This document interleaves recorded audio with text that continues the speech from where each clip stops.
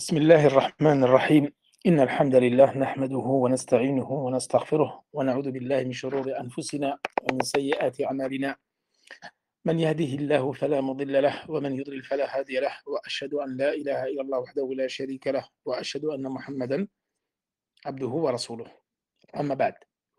Aujourd'hui, Inch'Allah, nouveau cours dans Sharh al-Aqida al-Wasitiyya de Cheikh al-Islam Ibn Taymiyyah. Après avoir fini, alhamdulillah, Aqidat Ahl al-Sunnah ou le Jama'a de Cheikh al-Uthaymin, nous allons poursuivre cette Aqida très importante qui est également la Aqida, la croyance des gens de la Sunna et du groupe, mais c'est un livre qui est un peu plus développé.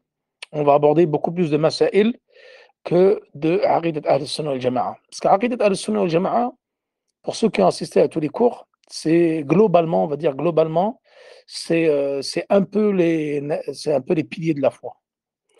Alors que la Aqida al-Wasitiyya, c'est beaucoup plus que ça.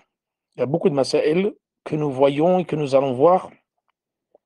Et dedans, par exemple, il y a aussi les caractéristiques des gens de la Sunna et du groupe. Comment reconnaître les Ahl-Sunna wal Jama'a par rapport aux gens de l'innovation et de l'égarement. Ça, nous allons le voir dans la Aqida al-Wasitiyya, comme nous l'avons vu également dans Usul al-Sunnah l'Imam Ahmed. Pouvoir reconnaître Ahl-Sunna wal Jama'a.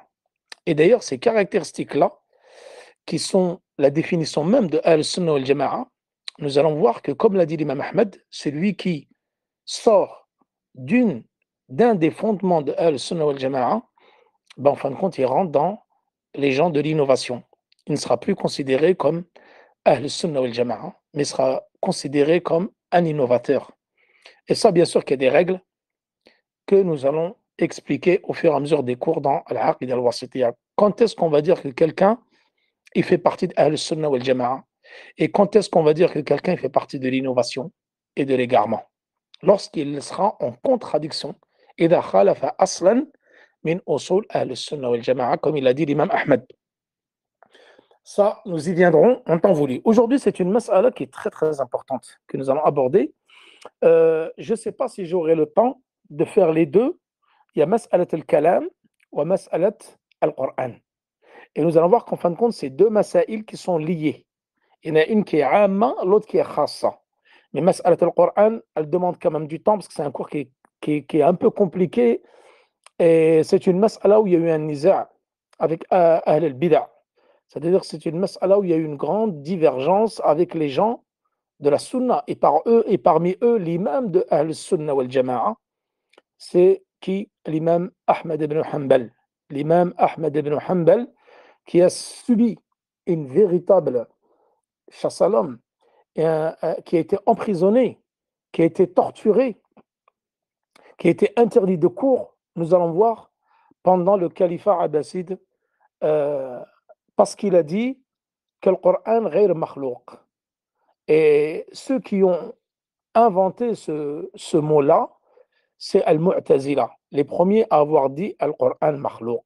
Le Coran, il est créé. Et l'imam Ahmad, il a combattu ces gens-là avec la science, bien sûr.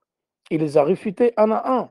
Quand ils sont venus devant le Ma'moum, et il les a réfutés, il a fait des débats avec eux, il leur a montré Al-Adilla min al-Qur'an wa Sunnah. Mais ceux qui étaient entourés des califes abbassides de l'époque, malheureusement, ils ont pris aussi cette aqida del Mu'tazila. Ça, c'est ce qu'on appelle Mihnat al-Imam Ahmad, la grande épreuve de l'imam Ahmad. Peut-être qu'un jour, Inch'Allah, j'essaierai d'en faire une conférence parce que c'est un sujet qui est très très important. L'épreuve qu'a suivi l'imam Ahmed concernant Mas'alat Khalq al-Qur'an, le fait de dire que le Qur'an il est créé. Et ça, nous allons le voir, c'est une Mas'ala kufriya. C'est de la grande mécréance que de dire cela. Comme nous allons le voir avec la parole de Al-Laka'i. Si j'ai le temps, on évoquera cela, sinon ça sera la semaine prochaine avec Mas'alat al-Ru'ya. Et ça sera la dernière Mas'ala que nous allons évoquer dans tout ce qui est Adilla min al-Qur'an, Mas'alat al-Ru'ya, la vision d'Allah subhanahu wa ta'ala le jour de la résurrection. Ensuite, nous aurons fini tout ce qui est preuve des attributs à partir du Coran. Après, c'est la deuxième étape que nous allons aborder, ça va être Al-Adilla min al-Sunnah. Donc la deuxième partie, ça va être tout ce qui est preuve dans la Sunna. Donc ça va être l'explication des attributs, mais avec les hadiths du Prophète sallallahu alayhi wa sallam. Donc ça va être à peu près les mêmes cours. Les mêmes cours, nous n'allons pas redévelopper chaque attribut comme nous l'avons fait avec les preuves dans le Coran. On va passer, on va dire, un petit peu en surface dessus, ramener quelques éléments, quelques preuves ensuite de la sunna. Mais le plus important, ça va être la deuxième phase.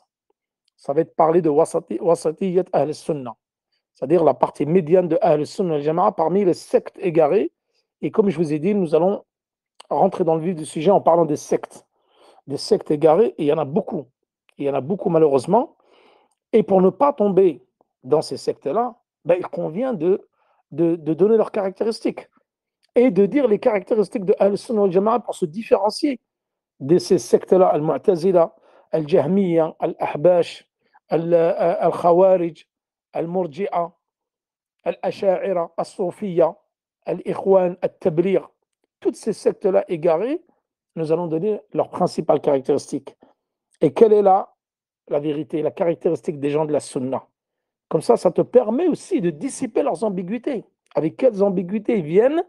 Yulabbisuna ala al-amma, c'est-à-dire qu'ils viennent tromper les gens de la masse avec leurs faux arguments. Et maintenant, il y a beaucoup d'égarements, comme vous le voyez, avec les réseaux sociaux, etc. Beaucoup de gens, beaucoup de dajjal, beaucoup de menteurs, et s'improvisent prêcheurs, et ils viennent enjoliver les paroles aux gens de la masse. Et dernièrement, on m'a envoyé une vidéo où j'ai vu quelqu'un, c'était un Ash'ari, dans une mosquée, en France, hein, à Paris. Hein. Je ne sais pas, il se trouve dans quelle mosquée exactement. Je ne me rappelle plus de son nom, mais c'est un Ash'ari qui faisait des vidéos sur YouTube. Et subhanallah, il appelait les gens à faire du shirk. Et il trompait les gens en disant que Cheikh al-Islam ibn Taymiyyah, il disait cela. C'était un menteur, il ment sur Cheikh al-Islam ibn Taymiyyah. Et il appelait les gens à dire que se prosterner en direction des tombeaux, c'était autorisé, etc. Canaillou falsif. Il philosophait avec des mots, même ce qu'il n'y racontait, n'importe quoi. Et il appelait ouvertement au polythéisme majeur. C'était un Ash'ari innovateur égaré. Et malheureusement, il y en a beaucoup comme ça. Il y en a beaucoup sur YouTube, dans des mosquées qui tiennent des discours pareils, où ils viennent tromper les gens de la masse en ramenant des ambiguïtés. Donc, il faut vraiment être vigilant, mes frères et mes sœurs. Il faut être vigilant. Et la vigilance, elle commence par quoi? Elle commence par l'étude de la science. Et elle commence, surtout comme nous l'avons vu, à l'aqida. C'est connaître son Seigneur, connaître ses attributs, connaître les caractéristiques des gens de la sunna pour ne pas être trompé par les gens de la bid'a et de l'innovation. Et nombreux sont-ils. Ils sont très nombreux sur les réseaux, dans les mosquées. Et il faut vraiment être ferme avec eux et surtout ne pas s'asseoir avec ces gens-là, ne pas débattre avec ces gens-là et ne pas suivre ces gens-là. Être ferme sur sa aqida, car c'est ton avenir qui en dépend. Ta rentrée au paradis ou en enfer qui en dépend. Donc, être ferme là-dessus. Donc, pour revenir à nos propos, pour ne pas trop sortir du sujet, on va parler de Kalam Allah. Et d'ailleurs, Cheikh al-Islam ibn Taymiyyah, dans le Wasitiyya, l'attribut de Al-Kalam, de la parole, c'est celui où il a cité le plus de versets par rapport à tous les autres attributs que nous avons vus. C'est-à-dire Al-Wajh, l'attribut de la vue, l'attribut des yeux, l'attribut du visage, des mains, des pieds, la vision d'Allah subhanahu wa ta'ala, al-nuzul, la descente, al-arsh, al-istiwa, al-ulu. Tous ces attributs-là que nous avons vus, Cheikh al-Islam ibn Taymiyyah a ramené quelques arguments, quelques dalils. Mais concernant al-kalam, pourquoi? Parce que c'est un attribut où il y a eu beaucoup de nizar, divergences avec les gens de l'innovation. Parmi le Mu'tazila, wal Jahmiya, wal Asha'ira, wal Kullabiya, wal Falasifa. On peut rentrer dans tous les détails, mais c'est pour ça qu'il a insisté, Cheikh al-Islam ibn Taymiyyah, en évoquant beaucoup de hadiths. 18, il a évoqué 18 versets concernant Kalamullah. Et ensuite, il va parler de la deuxième mas'ala, qui est une subdivision dans le kalam, et qui est mas'alat al-Qur'an. Car al-kalam, lillah subhanahu wa ta'ala, sifatun amma. Wal-Qur'an, التكلم بالقرآن صفة خاصة لله سبحانه وتعالى. Et nous allons voir que dans le kalam, pareil, tu as les deux sifas, les deux attributs. صفة ذاتية وصفة اختيارية فعلية. Parce qu'Allah subhanahu wa ta'ala, al-kalam, c'est un attribut qui lui sied, subhanahu wa ta'ala, qui lui sied. Allah subhanahu wa ta'ala a toujours parlé. et il ne cessera de parler. Et nous allons voir que dire que le kalam qadim, ça c'est une ambiguïté qu'il convient de réfuter. Qu'Allah subhanahu wa ta'ala a toujours parlé et il ne cessera de parler, et que lorsqu'il a parlé avec le Coran, c'est-à-dire qu'avant cela, il n'a pas parlé. Lorsqu'il a décidé de parler bil Coran, ça c'est une sifa ikhtiyariya, bil mashi'a, tata'allaq bil mashi'a, comme nous allons le voir ici. Et donc, sifatul al-kalam bil Coran, sifatun khassa. Wal kalam lillah subhanahu wa ta'ala, sifatun amma. Donc, c'est un attribut général. Et le fait d'avoir parlé avec le Coran, c'est un attribut spécifique, particulier.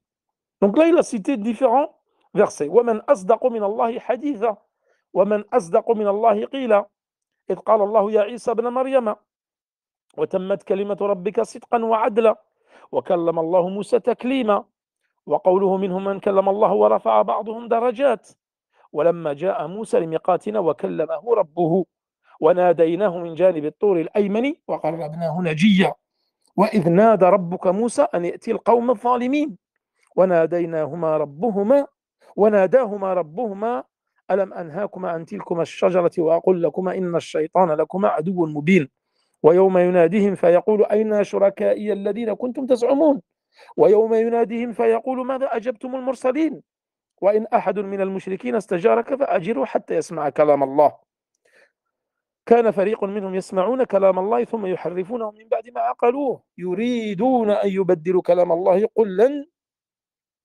تتبعون واتل ما أوحي إليك من كتاب ربك لا مبدل له. Donc là, il y en a beaucoup, je ne vais pas tous les dire, mais je vais les traduire directement en français pour ne pas rallonger le cours. Donc, premier verset, et qui est plus véridique qu'Allah en parole? Et qui est plus véridique qu'Allah en dire? Et nous allons voir que le kalam, sifatul kalam, l'attribut de la parole, il va avoir différents synonymes. Al-hadith, al-munada, al-munajat, al-kalam, al-qawl. Il est évoqué de différentes façons dans le Coran. Et lorsqu'Allah dira, donc là il parle de parole, ensuite dira, ô Isa, fils de Maryam, et la parole de ton Seigneur s'accomplit en toute vérité et équité. Et Allah a parlé à Moussa de vive voix, comme nous allons voir qu'Allah, kalamullah yanqasimu ila qismayn. Allah yatakallamu biwasita wa yatakallamu bidun wasita. Allah il va parler de façon directe, comme il a parlé à Moussa, alayhi salam, il a parlé au prophète sallallahu alayhi wa sallam, et il a parlé à l'Abawayn, Adam wa Hawa, bidun wasita, de façon directe, comme nous allons le voir à travers ces versets. Et il parle indirectement. Et il a parlé également indirectement. Bi wasita wa bidun wasita. Ensuite, il en est à qui Allah a parlé. Allah, il a parlé à qui? À Moussa. C'est pour ça qu'on dit Moussa Kalimullah. Moussa Kalimullah, c'est celui à qui il a parlé directement sans intermédiaire. Et le prophète sallallahu alayhi wa sallam également, il lui a parlé sans intermédiaire, ainsi qu'à Adam wa Hawa. Et lorsque Moussa vint à notre rendez-vous et que son Seigneur lui eut parlé, c'est-à-dire qu'il lui a parlé à notre rendez-vous, Al-A'raf, verset 143. Et nous l'appelâmes. Donc là maintenant, c'est parler, ensuite il l'a appelé. Donc Moussa alayhi salam, Allah subhanahu wa ta'ala, il a appelé Moussa, nous l'appelâmes. Ça fait partie de Sifat al-Kalam, al-Munada, du côté de Tour. Donc la montagne de Tour, à droite, il ne le filme approcher tel un confident. Et lorsque ton Seigneur appela Moussa, rends-toi auprès du peuple injuste. Et lorsque leur Seigneur les appela, ne vous ai-je pas interdit cet arbre? Donc là, il appelle à qui? Adam ou Hawa, il leur a parlé directement. Ne vous ai-je pas interdit donc de manger de cet arbre? Al-A'raf, verset 22. Et le jour où il les appellera et qu'ils dirent, que répondiez-vous aux messagers? C'est-à-dire le jour de la résurrection, lorsque Allah subhanahu wa ta'ala va appeler les associateurs, les mécréants, et leur dira, qu'avez-vous répondu aux messagers que je vous ai envoyés? Et si l'un des polythéistes te demande asile, accorde-lui, afin qu'il entende la parole d'Allah. Alors qu'un groupe d'entre eux entendait la parole d'Allah. Puis ils falsifiaient après l'avoir comprise. Alors qu'ils savaient ça, il parle des Juifs. Ici, il parle des Juifs, comme nous allons voir. Donc, ils voudraient changer la parole d'Allah. Jamais vous nous suivriez. Ainsi Allah a déjà annoncé. Jamais vous ne nous suivrez. Ainsi Allah a déjà annoncé. Et récite ce qui t'a été révélé du livre de ton Seigneur. Nul ne peut changer ses paroles. Ce Coran, raconte aux enfants d'Israël la plupart des sujets dans lesquels ils divergent. Donc à travers tous ces versets, donc Cheikh l'Islam Ibn Taymiyyah, comme je vous ai dit, juste dans Sifat al-Kalam, il a évoqué 18 dalils, 18 preuves. Et comme on dit savant, il a évoqué de différentes manières. Donc tous ces versets-là, donc tous ces versets, les 18 versets que je viens de vous citer, ils correspondent à l'affirmation de l'attribut de la parole d'Allah subhanahu wa ta'ala. Donc, Cheikh al-Islam Ibn Taymiyyah a évoqué presque une vingtaine de passages, de versets du Coran, de preuves qui viennent affirmer l'attribut de la parole. Et c'est le chapitre où il a écrit le plus de preuves. Donc, il est venu avec le plus de preuves concernant l'affirmation de cet attribut-là. Sifatul Kalam. طيب. Et Sifatul Kalam, وهي صفة سمعية عقلية. سمعية عقلية. Donc, Sifatul Kamal, Sifatul Kalam, هي صفة كمال. C'est-à-dire l'attribut de la parole, c'est un attribut complet et parfait qui est Allah subhanahu wa ta'ala. Et comme je vous ai dit, dans ces différentes preuves que Cheikh al-Islam Ibn Taymiyyah a annoncé dans l'Aqid al-Wasitiyya, il ramène des preuves mais avec des synonymes différents. Il parle de kalam, des versets du Coran qui parlent de kalam Allah.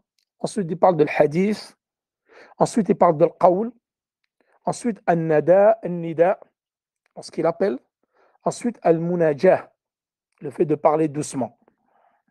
Donc ça, c'est khamsu sifat ja'at fil kitab wa sunnah mudafatan ila Allah subhanahu wa ta'ala. C'est 5 catégories de paroles, donc al-kalam, wal-hadith, wal-qawl, wal-nada, wal-munajah, ils sont venus dans le Coran et dans la sunna et sont donc associés à Allah subhanahu wa ta'ala. Donc on dit toujours kalamullah, la parole d'Allah. Donc ça, c'est une sifa. On parle d'ici de l'idafa. Al-idafa, c'est l'annexion. C'est annexer la parole à Allah subhanahu wa ta'ala.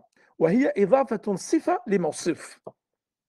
Et les savants, ils divisent al-idafa lillah subhanahu wa ta'ala en 2 catégories. Il y a l'idafat makhlouq ila khaliqihi, c'est le fait d'annexer ce qui est créé au créateur. Et ça, c'est une mas'ala très importante.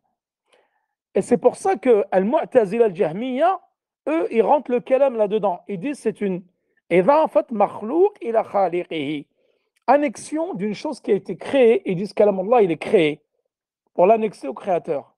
Alors qu'en fin de compte, l'annexion est de 2 types. Il y a idafat sifa ila mawsouf, wa kalamullah sifa, la parole d'Allah subhanahu wa ta'ala, c'est un attribut et c'est pas une chose qui a été créée. Contrairement à Baytullah, Naqatullah, quand on dit Baytullah, Naqatullah, huna idafat tashrif, wa hiya idafat makhlouq ila khaliqihi. La maison d'Allah subhanahu wa ta'ala, Baytullah, c'est une chose qui a été créée.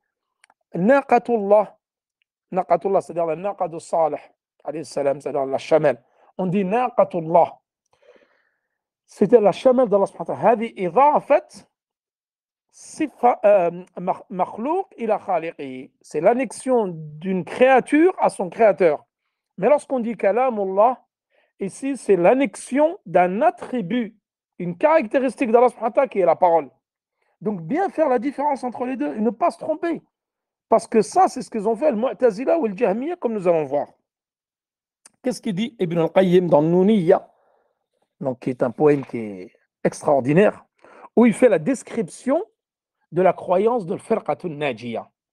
C'est-à-dire, Al-Shafiya al-Kafiya fi intisar al-Firqatun Najiyya. C'est un poème, je vous ai dit, de 5700 et quelques vers, qui fait la promotion, l'éloge de la croyance des gens de la sunna et du groupe, c'est-à-dire Al-Firqa Najiyya, le groupe sauvé.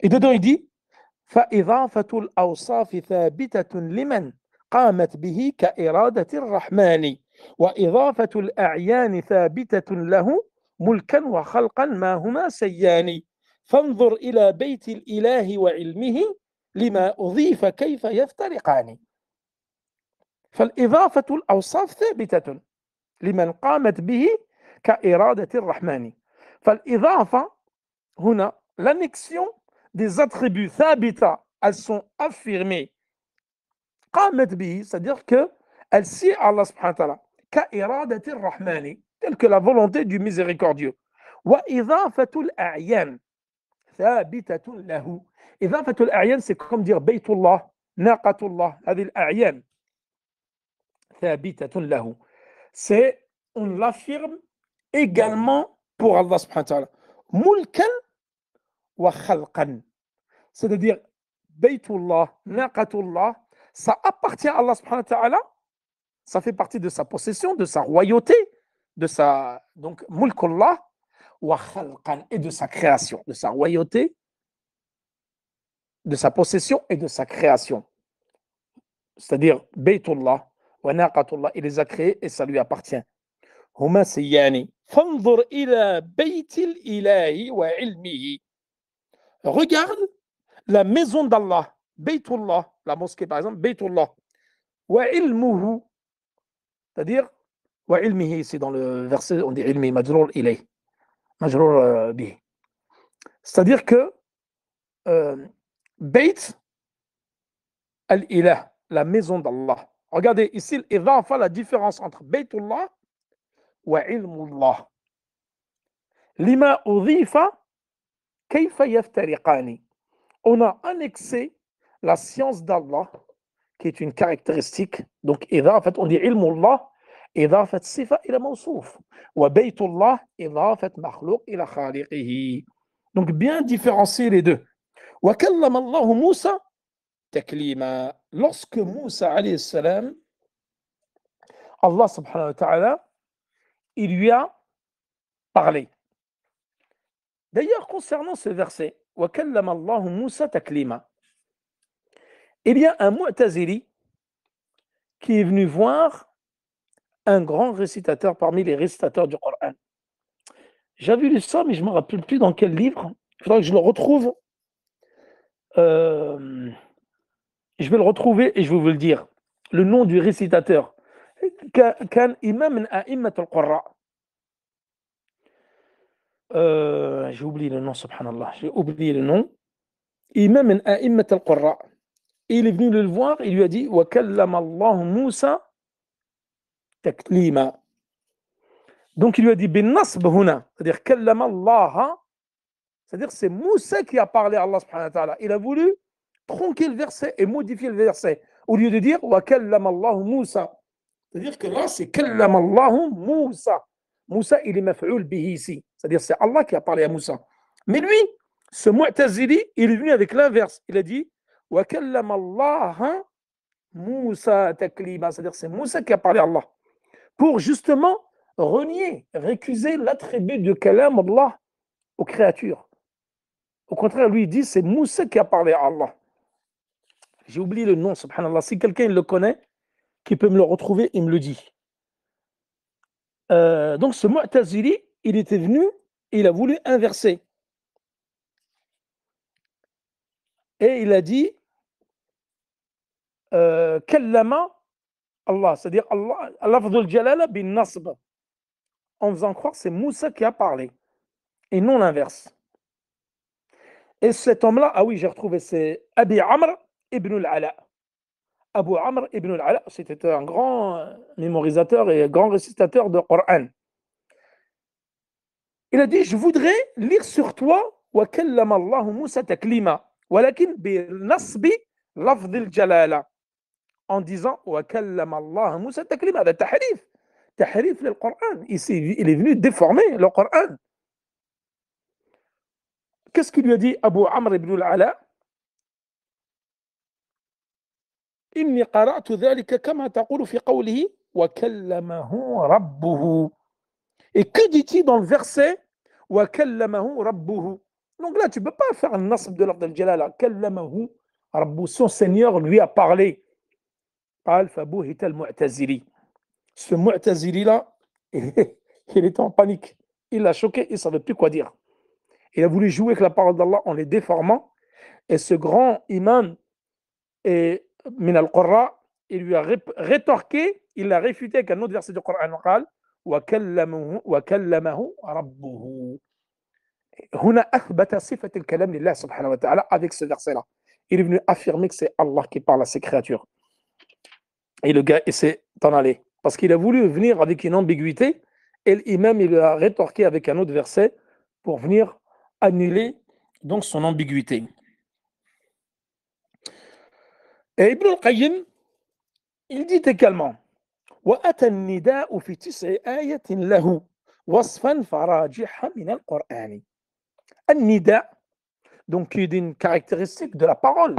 La parole est le fait d'appeler quelqu'un, on appelle ça un nida, l'interpellation. Donc un nida, ici Ibn al-Qayyim dit أتى النداء في 9 آيات له وصفا فراجحا من القرآن. L'interpellation, le fait qu'Allah il a appelé Moussa, il est venu avec dans 9 versets dans le Coran. Allah subhanahu wa ta'ala, il parle de nida.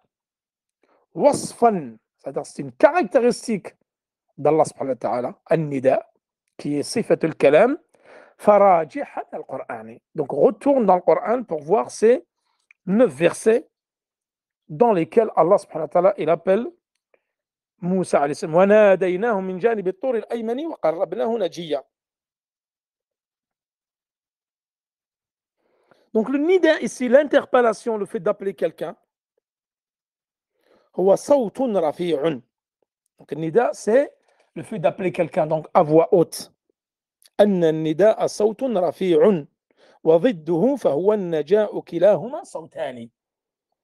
L'inverse d'appeler quelqu'un à voix haute, c'est de lui parler à voix basse. À voix basse, c'est le munajat. De parler quelqu'un à voix basse dans son oreille. Et ça, Allah subhanahu wa ta'ala, il l'entend. Et le fait d'interpeller quelqu'un et de l'appeler par son nom comme ça, à voix haute, c'est un nida. وكلاهما صوتان. Les deux, ce sont des sons. Donc, ils sont entendus. Et d'ailleurs, أهل السنة والجماعة يلاحظان في الصفات ثبوت القدر المشترك وثبوت القدر الفارق المميز. Ça, c'est une mas'ala qui est importante chez أهل السنة والجماعة. C'est quoi القدر المشترك? C'est-à-dire que nous, أهل السنة والجماعة, on va dire المخلوق له كلام. Nous, on a des paroles, on parle. Allah subhanahu wa ta'ala, il parle. Donc là, entre la parole d'Allah subhanahu wa ta'ala et la parole des créatures, on dit في ثبوت القدر المشترك. C'est-à-dire on affirme qu'Allah il a une parole et que les êtres humains ont une parole. ولكن نثبت القدر الفارق المميز. Nous affirmons également la différence qu'il y a entre la parole d'Allah et la parole des créatures. Est-ce qu'on va dire que la parole de la créature c'est comme la parole d'Allah? Hasha. ليس كمثله شيء وهو السميع البصير. Rien ne lui ressemble.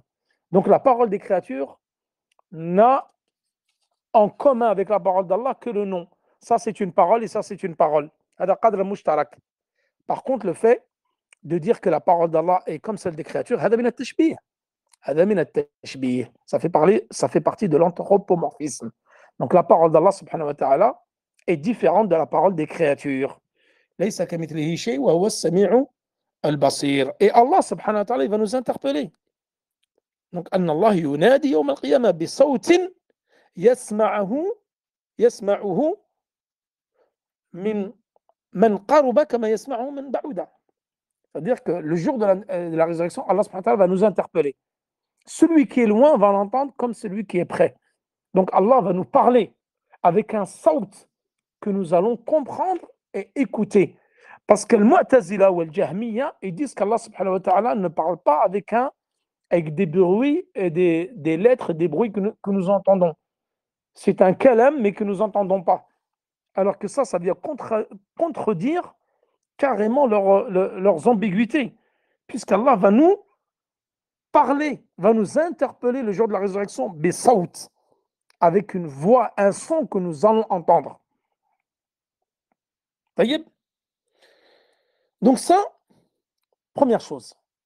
Donc, kalam Allah, sawt, يسمعه, la parole d'Allah subhanahu wa ta'ala, elle sera entendue le jour de la résurrection. طيب, maintenant, كلام الله, la parole d'Allah subhanahu wa ta'ala, on dit الكلام متعلق بالمشيئة. Qu'est-ce que cela veut dire? Cela veut dire que la parole d'Allah subhanahu wa ta'ala, elle est intrinsèquement liée à la volonté d'Allah subhanahu wa ta'ala. C'est-à-dire qu'Allah subhanahu wa ta'ala, il parle quand il veut. كلامه متعلق بالمشيئة. Il parle quand il veut, comme il veut. طيب. Et Allah a toujours parlé et ne cessera de parler, et il parle quand il veut, comme il veut. Donc par rapport à ça, on va dire c'est une sifa ikhtiyariya, muta'alliqa bil mashi'a. Sifa ikhtiyariya, c'est-à-dire que c'est la parole d'Allah subhanahu wa ta'ala, quand il parle quand il veut, idha qala li shay'in, idha qala lahu kun fayakun, lorsqu'il va dire une chose, kun fayakun, soit et elle fut. C'est-à-dire qu'il va lui parler à un moment, et quand il a parlé à Moussa alayhi salam, ça c'est un kalam sifatun tata'allaqu bil mashi'a, sifatun ikhtiyariya. C'est-à-dire qu'Allah subhanahu wa ta'ala a choisi de parler à Moussa alayhi salam, comme il a choisi de parler à Adam alayhi salam ou Hawa, comme il a choisi de parler avec le prophète sallallahu alayhi wa sallam, bidun wasita. Donc ça c'est un attribut d'action, de choix, ikhtiyariya. Mais si on regarde à l'origine de l'attribut, qui est la parole, on dit هذه صفة ذاتية لله سبحانه وتعالى. C'est-à-dire qu'Allah subhanahu wa ta'ala, c'est un attribut qui lui sied. Il a toujours parlé et il ne cessera de parler. Et Allah subhanahu wa ta'ala, d'un autre côté, on dit que c'est une sifa dhatiya. Ça, le kalam, il a les deux fonctions. D'un côté, il a l'asl, quand tu regardes à l'origine, tu dis que c'est un attribut d'essence par rapport à Allah subhanahu wa ta'ala. Mais quand, c'est-à-dire Allah subhanahu wa ta'ala, lam yazil mutakalliman. C'est-à-dire qu'il ne s'est jamais arrêté de parler. Ça ne veut pas dire qu'Allah, il ne parle plus. Donc ça, c'est une sifa dhatiya, d'action. Mais Allah subhanahu wa ta'ala parle quand il veut. Comme il a parlé à Moussa, il a parlé au prophète, il a parlé à Adam. Donc là, on dit, et lorsqu'il a parlé avec le Coran également, on dit ça, c'est une sifa ikhtiyariya muta'alliqa bil mashi'a. C'est un attribut d'action qui est en relation avec la volonté d'Allah subhanahu wa ta'ala. Donc tu dis dans les deux, dans le kalam, sifa dhatiya wa sifatun ikhtiyariya fi'liya. طيب. Ensuite, مسألة القرآن. مسألة القرآن, c'est qu'on dit qu'Allah subhanahu wa ta'ala, il a parlé بالقرآن كما تكلم بالتوراة, كما تكلم بالإنجيل, وكما تكلم بالزبور. Il a parlé avec le Coran, il a parlé avec le Zabour, avec l'Injil, avec la Taurat, la Torah. Donc il a parlé avec tous ces livres-là. وهذه صفة خاصة لله سبحانه وتعالى. Donc صفة الكلام هنا, par rapport au Coran et les livres saints, c'est un attribut particulier par rapport au kalam qui est plus général. Et la parole d'Allah subhanahu wa ta'ala, il a parlé sans intermédiaire, comme il l'a fait avec Moussa alayhi salam, wa kallama Allahu Moussa taklima. Et il a parlé au prophète sallallahu alayhi wa sallam lors du voyage de l'ascension. Et il a parlé à Adam alayhi salam au paradis, parce qu'il leur a dit pourquoi vous avez mangé de cet arbre-là. Et il parle avec wasita, c'est-à-dire lorsqu'il a parlé à Jibril alayhi salam, قل نزله روح القدس من ربك. C'est-à-dire qu'Allah, il a révélé le Coran par l'intermédiaire de Jibril alayhi salam. Il a révélé le Coran au prophète sallallahu alayhi wa sallam par l'intermédiaire de Jibril. قل نزله روح القدس من ربك. Dit, il l'a fait descendre, c'est-à-dire le Coran par l'intermédiaire de Jibril alayhi salam, de son Seigneur.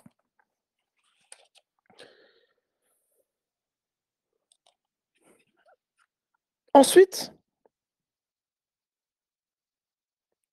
donc dans un premier temps, donc là nous avons parlé de mas'alat al-kalam. Ensuite, il y a la deuxième mas'ala qui rentre dedans, c'est mas'alat al-Qur'an. Donc, mu'taqad ahl sunnah wal jama'a fi al-Qur'an. Quelle est la croyance des gens de la sunna et du groupe concernant al-Qur'an? Donc, on dit que le Qur'an, c'est kalam Allah. Munazzalun ghayru makhlouq. C'est la parole d'Allah subhanahu wa ta'ala non créée qui a été descendue et la parole d'Allah subhanahu wa ta'ala n'est pas créée. Contrairement à ce qu'affirment Al-Mu'tazila wa Al-Jahmiya. Et les gens donc de l'innovation, eux ils disent, contrairement aux gens de la Sunna et du groupe, ils disent que le Coran il est créé. Qu'est-ce qu'il a dit Al-Laka'i fi sharh i'tiqad fi sharh usul i'tiqad Ahl-Sunnah wal Jama'a. Donc dans les fondements de la croyance des gens et du groupe de Al-Laka'i, c'est un livre énorme où il dit cette parole-là, comme quoi le Coran, c'est la parole d'Allah subhanahu wa ta'ala qui est descendue et non créée, il l'a ramené de plus de 550 savants. Donc Al-Laka'i rapporte de plus de 550 savants qui disent Al-Qur'an kalamullah. Munazzalun ghayru makhlouq minhu bada'a wa ilayhi ya'oud. C'est-à-dire que le Coran il est venu d'Allah subhanahu wa ta'ala et à la fin des temps il va retourner vers lui, il va retourner vers Allah subhanahu wa ta'ala. Également, Amr rahimahullah il dit Adraktu an-nasa mundu 70 sana. J'ai vécu avec des gens depuis 70 ans. Et qu'est-ce qu'ils disaient? Ils disaient tous Allahu khaliqun. Khaliqun. Allah il est créateur. Wa ma siwahu makhluqun. Et tout ce qui est en dehors d'Allah subhanahu wa ta'ala est créé. Illa al-Qur'an. Sauf le Qur'an, fa innahu kalamullah. Sauf le Qur'an, c'est la parole d'Allah subhanahu wa ta'ala. Munazzalun ghayru makhluq. Il est descendu, il n'a pas été créé. Donc il a dit, depuis 70 ans, j'entendais les gens dire cela, c'est-à-dire as-sahaba wa tabi'in, wa tabi'at tabi'in, tous ils disent que Allah khaliq, Allah il est créateur. Et tout ce qui est en dehors d'Allah subhanahu wa ta'ala a été créé, sauf sa parole qui a été révélée, descendue et qui n'a pas été créée.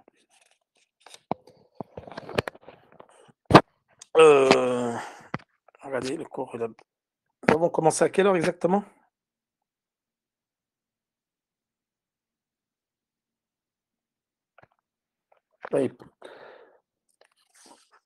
Donc ensuite, mas'alat khalq al-Qur'an. Bon, ça c'est une mas'ala qui est importante. J'espère qu'un jour j'aurai l'occasion d'en parler un peu plus en détail dans une conférence, l'épreuve de l'imam Ahmed. Mas'alat khalq al-Qur'an. C'était une épreuve terrible à l'époque de l'imam Ahmed. C'était une grande épreuve. Et que les gens de la Sunna, les Jama'a ont été éprouvés, même des grands imams, des grands noms de la Sunna, qui ont été éprouvés par les califes abbassides qui ont adopté la croyance mu'tazilite. C'était la doctrine d'État. Et tous les gens de la Sunna qui ne disaient pas que le Coran était makhlouk étaient chassés, torturés, emprisonnés. Et beaucoup se cachaient. Et beaucoup waqa'u fi ta'wil. C'est-à-dire qu'ils le disaient, mais de façon sous-entendue. Mais ils ne pouvaient pas dire Al-Qur'an Munazzal. S'ils le disaient, ils étaient châtiés, ils étaient torturés, emprisonnés. Et on leur coupait les vivres. Et celui qui a résisté à cela, c'est l'imam Ahmed. Wa mihnat al-imam Ahmed. Et donc c'est une histoire, elle est longue. Elle est longue et l'imam Ahmed, il a patienté. Et d'ailleurs, l'imam Ahmed, il a été torturé. Il a été torturé et il a été emprisonné. Et on l'a empêché de faire des cours pendant cette période où il disait que le Coran munazzalun ghayru makhlouq. Il a fait des débats avec les juges, avec les savants qui étaient les savants du palais à l'époque du califat abbasside al-Ma'moum, qui disaient qu'ils avaient adopté, donc ils ont endoctriné le calife. Et par la suite, ils l'ont persuadé d'adopter la croyance mu'tazilite. Et la croyance mu'tazilite, qui est une croyance égarée, il disait le Coran, il est créé. Et l'imam Ahmed, lui, il a patienté. Durant cette épreuve, il n'a pas lâché. Il a été torturé par cela. Et d'ailleurs, l'imam Ahmed, il n'a pas pardonné aux gens de son époque qui avaient adopté, parmi les gens de la Sunna, ils avaient adopté cette parole-là des Mu'tazila, mais bit ta'wil. C'est-à-dire pas, ils ne le disaient pas de façon directe, parce qu'ils avaient peur d'être emprisonnés, tués ou torturés, mais kana yu'awwiluna al-kalam. Et l'imam Ahmad, lui, il réfutait cela. Il est resté ferme sur la vérité. Il disait, tu dois dire Al-Qur'an munazzal ghayru makhlouq. Et c'est pour ça qu'on l'appelle imam Ahl-Sunnah bihaq. L'imam Ahmad, c'est l'imam des gens de la Sunna et du groupe. Et كان يقول بعض العلماء, certains savants, ils disaient إن الله حفظ الإسلام أو نصر الإسلام بأبي بكر يوم الردة وبالإمام أحمد يوم المحنة. C'est-à-dire qu'Allah subhanahu wa ta'ala a préservé sa religion, a secouru sa religion avec Abu Bakr as-Siddiq yawm al-Ridda, lors des troubles et des guerres d'apostasie, lorsque les tribus arabes, à la suite de la mort du prophète sallallahu alayhi wa sallam, les tribus arabes fil Yamama, du côté de Riyad, avec Moussaïlam al-Kadhab, ils ont apostasié. Et ils ne voulaient plus donner la zakat. Et pour eux, le prophète sallallahu alayhi wa sallam, il est mort, ça y est. Ils sont sortis de l'islam. Et certains, comme Moussaïlam al-Kadhab, se sont autoproclamés prophètes. Alors que le prophète il a dit, il n'y a pas de prophète après moi, je suis le dernier des prophètes. Et Abu Bakr as-Siddiq, il est sorti les combattre. Et alhamdulillah, il les a vaincus et Allah a préservé sa religion avec Abu Bakr as-Siddiq lors des guerres de l'apostasie et il a préservé sa religion lors de l'Mihna, la grande épreuve pendant la période de l'imam Ahmed où les gens disaient, et c'était la doctrine d'État des califes abbassides qui disaient que le Coran était créé. Et d'ailleurs, Al-Ma'moun, le calife abbasside, il a obligé les gens à dire Khalq al-Qur'an. Tu devais dire que le Coran était créé. C'était la doctrine d'État, la croyance mu'tazilite. Et eux, malheureusement, qu'Allah les réforme et les guide et leur pardonne, ils ont adopté cette doctrine-là. Ces califes-là, ils ont obligé la population, les muftis, les qadis, les savants à adopter cela. Et celui qui leur a tenu tête, c'était l'imam Ahmed, et qui a été torturé, emprisonné plusieurs fois. Et il n'a pas cédé. Avec son ami, Mohammed ibn Nuh. Donc Mohammed ibn Nuh, c'était l'étudiant et le compagnon de l'imam Ahmed, pareil. Lui, il a été torturé, emprisonné et il est mort, enchaîné sur la route pour l'amenant au calife à Bagdad. Et il a patienté. Et il n'a jamais cédé à cette parole d'innover sur le fait de dire que le Coran a été créé. Et lui, il disait, l'imam Ahmed, Al-Qur'an, kalamullah, munazzalun, ghayru makhlouq, minhu bada'a wa ilayhi ya'ud. Et les gens de la sunna de l'époque, de peur d'être tués, d'être torturés, emprisonnés, etc., certains kanu yu'awwilun, ils disaient pas le Coran makhlouq, mais ils disaient pas ouvertement le Coran munazzal. Donc ils utilisaient des métaphores, des sous-entendus. Et l'imam Ahmed, il leur a tenu de rigueur. Parce que ce moment-là, il fallait tenir contre vents et marées, contre les innovateurs. Et il fallait affirmer sa position parmi les gens de la sunna et du groupe que dire que le Coran n'a pas été créé. Et c'était un moment terrible de trouble. C'était une époque très difficile où les gens de la sunna étaient obligés de se cacher pour ne pas être torturés, pour ne pas être emprisonnés face à cette parole-là. Et l'imam Ahmed, il voyait que c'était un djihad de dire cette parole-là, que le Coran munazzal, ghayru makhlouq. Parce que si l'imam Ahmed, il avait peur du gouverneur, il avait cédé à cette parole-là, alors tous les gens, ils auraient dit cette parole-là. Et la doctrine mu'tazilite, elle se serait propagée parmi les gens. Et ils auraient tous adopté la doctrine mu'tazilite, doctrine de l'égarement, et ils auraient dit le Coran makhlouq. Mais regardez, subhanallah, l'imam Ahmed, à lui tout seul, il a résisté. Et il a levé l'étendard des gens de Al-Sunnah wal Jama'a en disant Al-Qur'an makhlouq. Il a été torturé, privé, châtié, emprisonné, et il a résisté. Et d'ailleurs, les savants, certains, ils disaient kana yu'awwilun. Donc ils déformaient ou les daf' al-ikra, ils disaient parce qu'ils étaient sous la contrainte, sous la menace. Donc ils employaient des sous-entendus pour ne pas tomber sous le coup ou les coups de fouet ou l'emprisonnement du calife abbasside. Et l'imam Ahmed leur a tenu rigueur. Et il a même fait le hajr, c'est-à-dire le fait de ne plus adresser la parole euh, à certains savants parce qu'ils ne l'ont pas suivi dans sa position. Et c'est pour ça que les savants ils ont dit Allah subhanahu wa ta'ala hafidha nasara al-islam yawm al-mihna bil imam Ahmed, car c'était un moment terrible que les gens ont vécu avec cette innovation. Et regardez l'importance d'avoir des gens qui sont sur la sunna qui entourent le savant. Le savant, il était mal entouré, il était entouré de juges mu'tazilites qui l'ont convaincu d'adopter la croyance mu'tazilite. Et il l'a instauré comme doctrine d'État, il l'a obligé aux gens de dire cela. Et d'ailleurs, dans le verset du Coran, وَإِنْ أَحَدٌ مِنَ الْمُشْرِكِينَ اسْتَجَارَكَ فَأَجِرْهُ حَتَّى يَسْمَعَ كَلَامَ اللَّهِ. Il entend la parole d'Allah subhanahu wa ta'ala. Lorsque quelqu'un te demande refuge, alors donne-lui afin qu'il puisse entendre. Accorde-lui donc l'asile, même si c'est un politiste, afin qu'il entende la parole d'Allah subhanahu wa ta'ala. Donc la parole d'Allah subhanahu wa ta'ala, elle est entendue.